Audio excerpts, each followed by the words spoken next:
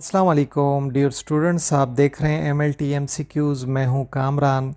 आज के जो हमारे MCQs का टॉपिक है वो कहलाता है किडनी फंक्शन टेस्ट्स, जिसे शॉर्ट फॉर्म में KFTs भी कहा जाता है। इसे रीनल फंक्शन टेस्ट्स भी कहा जाता है और मुख्तसर अल्फाज में इसे RFTs कहा जाता है। इसमें आज हम 10 बेहतरीन MCQs के मुतालिक बात करेंगे। तो चलें शुरू करते हैं MCQs को। जो पहला MCQ है उसमें पूछा जा रहा है कि जो 24 घंटे पेशाब का नमूना होता है, जो मरीज़ से कहा जाता है कि 24 घंटे के लिए पेशाब का नमूना जमा करें एक बोतल में, तो उसके लिए कौन सा टेस्ट इस्तेमाल किया जाता है जिसकी मदद से क्रिएटिनिन का पता लगाया जाता है। तो उस टेस्ट का नाम आपने बताना है। तो जो ऑप्शंस हैं वो है creatinine clearance test, creatinine level test, BUN creatinine level test, या फिर ऊपर तीनों बताए गए जो ऑप्शंस हैं वो गलत हैं। तो जो सही जवाब है वो है ऑप्शन नंबर 1। इस टेस्ट को क्रिएटिनिन क्लियरेंस टेस्ट कहा जाता है, जिसकी मदद से हम 24 घंटे पेशाब का जो नमूना होता है उसमें क्रिएटिनिन का पता लगा सकते हैं। तो जो दूसरा MCQ है उसमें पूछा जा रहा है कि वो कौन सी अहम हकीकत है जिसके मुतल्लिक हमारा जानना बहुत ज़्यादा ज़रूरी होता है, ख़ासकर उन मरीज़ों में जिनके गुर्दे काम करना छोड़ देते हैं। तो वो कौन सी हकीकत है, वो कौन सा फैक्ट है जिसके मुतल्लिक हमें पता होना चाहिए। तो जो ऑप्शंस हैं वो है कि ऐसे मरीज़ का क्रिएटिनिन लेवल जो खून में होता है वो बढ़ जाता है और जो पेशाब में क्रिएटिनिन लेवल होता है वो कम हो जाता है।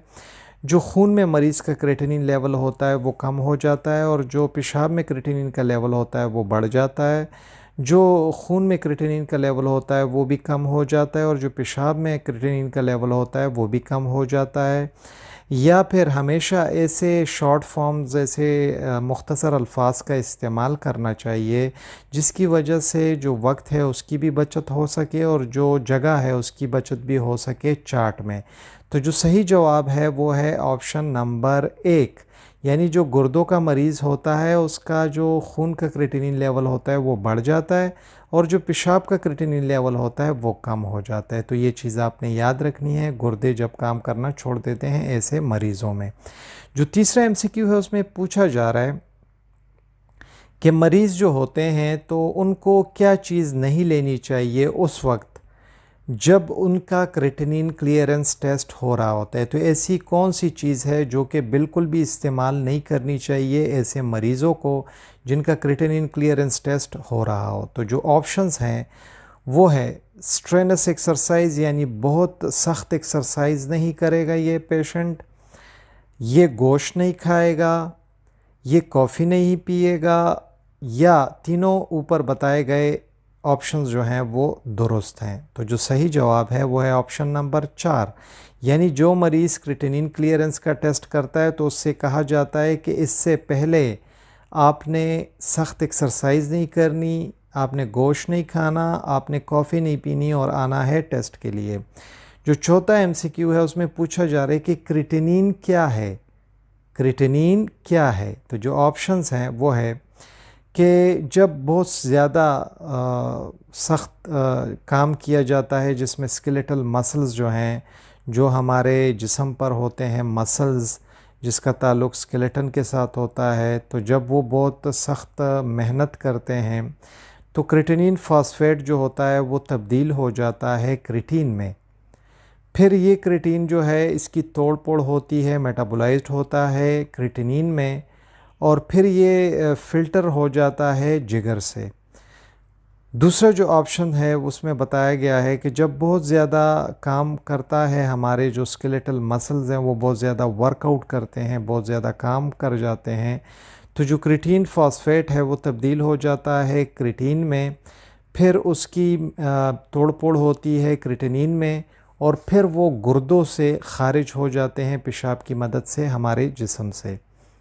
या फिर जब जिगर बहुत ज़्यादा काम करता है हमारा, क्रिएटिन फॉस्फेट जो है वो तब्दील हो जाता है क्रिएटिन में, फिर उस क्रिएटिन की तोड़ पोड़ होती है क्रिएटिनिन में और फिर गुर्दे उसको क्या कर देते हैं, खारिज कर देते हैं हमारे जिस्म से।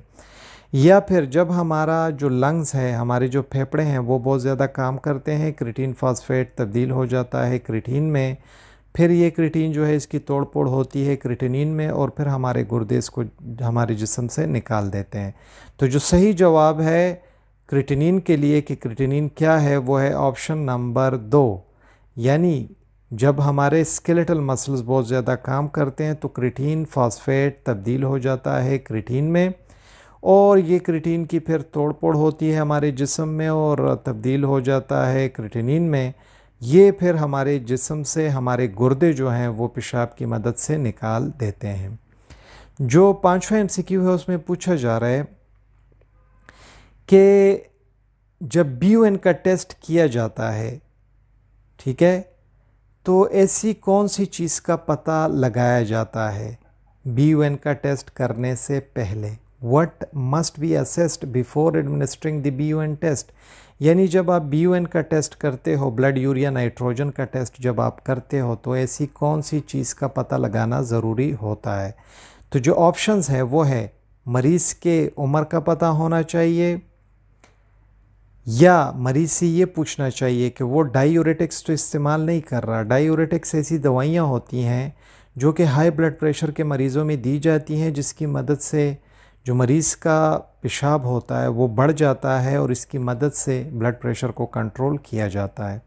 जो तीसरा ऑप्शन है उसमें पूछा जा रहा है कि मरीज़ जो है उससे ये पूछना ज़रूरी होता है कि उसने गोश्त तो नहीं खाया BUN टेस्ट से पहले, या ऊपर तीनों बताए गए जवाबात या ऑप्शन जो हैं वो दुरुस्त हैं और ये पूछे जाएंगे। जो सही ऑप्शन है वो है ऑप्शन नंबर 4, यानी ये तीनों सवालात जो हैं ये मरीज़ से पूछने चाहिए और इसका पता होना चाहिए लेबॉर्ट्री टेक्नोलॉजिस्ट को या लैब टेक्नीशियन को।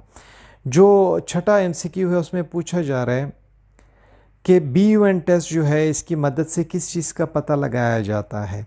तो जो ऑप्शंस हैं वो है अमोनिया लेवल का पता लगाया जाता है, यूरिया लेवल का पता लगाया जाता है, क्रिटिनिन लेवल का पता लगाया जाता है खून में, या फिर नाइट्रोजन का पता लगाया जाता है खून में। तो जो सही जवाब है वो है ऑप्शन नंबर 4, यानी इस टेस्ट की मदद से नाइट्रोजन का पता लगाया जाता है BUN टेस्ट की मदद से। जो 7वां MCQ है उसमें पूछा जा रहा है कि मरीज़ को क्यों कहा जाता है कि आप कॉफ़ी नहीं पियोगे, आप चाय नहीं पियोगे क्रिटिनिन क्लियरेंस टेस्ट से पहले? ये मरीज़ से क्यों कहा जाता है? तो जो ऑप्शंस हैं वो है क्योंकि ये चाय और ये कॉफ़ी जो है ये सैंपल पर जो नमूना हम लेते हैं पेशाब का उस पर असरअंदाज होता है, उसको ख़राब करता है, या ये यूरिन के प्रोडक्शन को कम करता है, यूरिन के फ़्लो को कम करता है, या ये फिर पेशाब को बढ़ा देते हैं जो चाय और कॉफ़ी है, या फिर ऊपर तीनों बताए गए ऑप्शंस गलत हैं। तो जो सही जवाब है वो है ऑप्शन नंबर 3, यानी क्रिटिनिन क्लियरेंस से पहले अगर मरीज़ चाय और कॉफ़ी का इस्तेमाल करे तो इसकी वजह से जो मरीज़ है उसके पेशाब की जो मकदार है वो बढ़ जाती है। जो 9वां MCQ है उसमें पूछा जा रहा है कि अगर एक मरीज़ है और उसका BUN ब्लड यूरिया नाइट्रोजन का लेवल कम है तो ये किस चीज़ की निशानदही करता है? तो जो ऑप्शंस हैं वो है कि अगर BUN लो है तो इस मरीज़ का जो जिगर है वो ख़राब हो गया है, या फिर इस मरीज़ में ग़िज़ाइयत की कमी है जिस्म में, या इस मरीज़ में प्रोटीन जो है वो ये डाइट में कम इस्तेमाल करता है, ख़ुराक में कम इस्तेमाल करता है, या ऊपर तीनों बताए गए जवाबात ऑप्शंस दुरुस्त हैं। तो जो सही जवाब है वो है ऑप्शन नंबर 4, यानी अगर एक मरीज़ का BUN ब्लड यूरिया नाइट्रोजन कम होगा तो इसका मतलब होगा कि मरीज़ के लिवर में भी ख़राबी आ गई है, इसमें ग़िज़ाइयत की कमी भी है और ये प्रोटीन बहुत कम लेता है अपनी ख़ुराक में। जो 9वां MCQ है उसमें पूछा जा रहा है कि क्या मकसद है BUN क्रिटिनिन टेस्ट का? इसका मकसद क्या है, किस मकसद के लिए किया जाता है? तो जो ऑप्शंस हैं तो इस टेस्ट की मदद से हम मुआजना कर सकते हैं और रेशो का पता लगा सकते हैं, या रेशो जो है वो हम उसका मुआजना कर सकते हैं किस किस के रेशो का, BUN का और क्रिटिनिन का खून में, ताकि प्रेगनेंसी का पता लगाया जा सके। या फिर हम BUN और क्रिटिनिन के रेशो का मुआजना करते हैं खून में ताकि हमारे पास टेस्टिंग में अगर कोई गलती आ गई है टेस्ट करते वक्त तो उसका पता लगा सकें। या फिर हम कंपेयर करते हैं, मुआवजा करते हैं BUN और क्रिएटिनिन के रेशो का खून में, ताकि हम पता लगा सकें कि मरीज़ के जिस्म में पानी की कमी तो नहीं है, या फिर ऊपर तीनों बताए गए ऑप्शन जो हैं वो गलत हैं, वो नहीं हैं। तो जो सही जवाब है वो है ऑप्शन नंबर 3, यानी BUN क्रिएटिनिन टेस्ट की मदद से हम मुआवजा कर सकते हैं BUN और क्रिएटिनिन का खून में इसकी रेशो का, ताकि हम पता लगा सकें कि मरीज़ के जिस्म में पानी तो कम नहीं हो गया। जो आखिरी MCQ है उसमें पूछा जा रहा है कि रीनल फेल्योर को एक साइड पर हम रख देते हैं। इसका क्या मतलब है कि हाई BUN जो है वो हमारे पास किस चीज़ की निशानदही करेगा, यानी रीनल फेल्योर को आप एक साइड पर रख दें, उसको छोड़ दें।